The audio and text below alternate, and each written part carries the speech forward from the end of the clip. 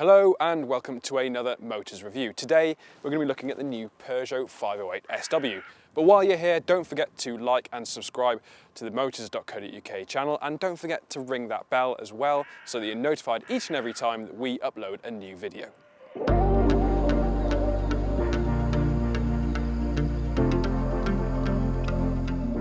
This is the all-new Peugeot 508 SW, and it debuts an all-new look for the French firm with a cutting-edge design meeting an equally innovative interior. However, is it a case of form over function? Let's find out. As we've mentioned, this new 508 debuts a whole new look for Peugeot. It's got a sleek front end with a hugely impressive grille, framed by angular LED headlights that are hard to miss. You also can't miss the 508 badge that sits proudly on the nose. Towards the back, the SW framework gives it a sleek appearance and gives it a far more shooting brake orientation. In all, it's a really well executed look.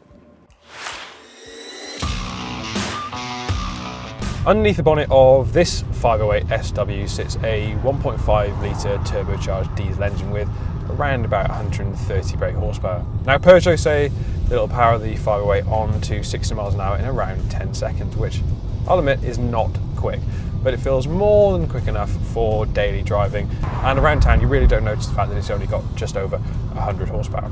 Now on the motorway things are very refined. The engine settles down, there's very limited road or wind noise, and it feels like a comfortable long distance cruiser. The only thing we would say is that because of the 19-inch wheels fitted to this car, the ride is quite firm, so if you did want to help that, then we'd opt for a slightly smaller wheel.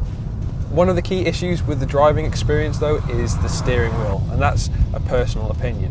It is quite small and that makes it feel like you're sat over the car, and it's something that I just can't get along with, but it might be one of those things that as you spend more time with the car, you get used to. It does make low speed driving a little bit easier because you can just spin it and it's really easy to use. But when you drive a little bit quicker, I just find that that small steering wheel makes driving the car a little bit difficult.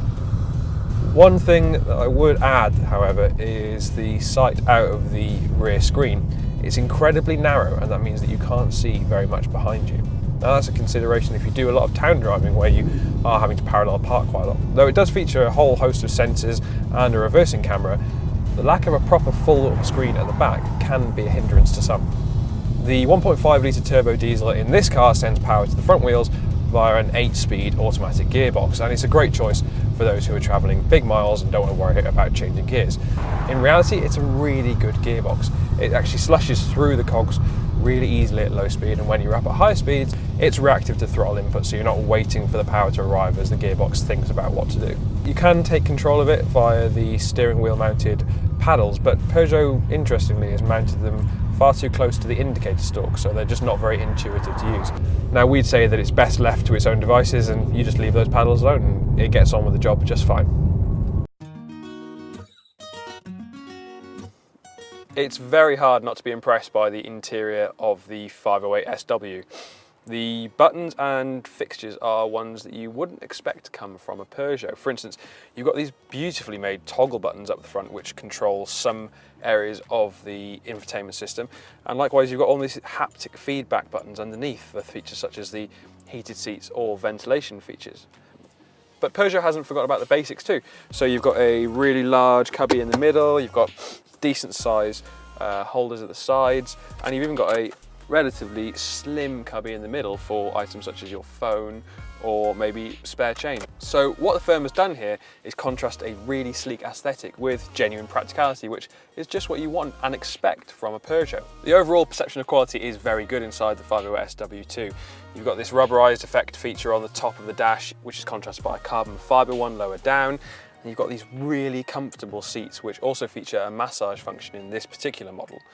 Now obviously, being an estate car, you do want quite a lot of practicality, and for the most part it does well. Up front there's loads of space, you've got a really clear vision out the front, though the windscreen is quite narrow. In the back, legroom and knee room are very, very good. However, the only problem is because of that raked roofline, headroom is impeded quite a fair bit. So if you are looking to take taller passengers, we'd probably opt for another estate car. Now when it comes to boot space, you've got 530 litres to play with, but of course you can extend that by lowering the rear seats flat. That's about the same as you'll find in the Volvo V60, though it can't quite trump the amount of boot space you'll get from a Volkswagen Passat.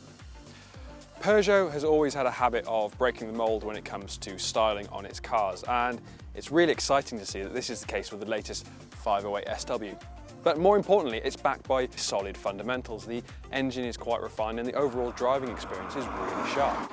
In fact, if you're after a medium-sized estate car with a little bit more personality, then we'd highly recommend the Peugeot 508 SW.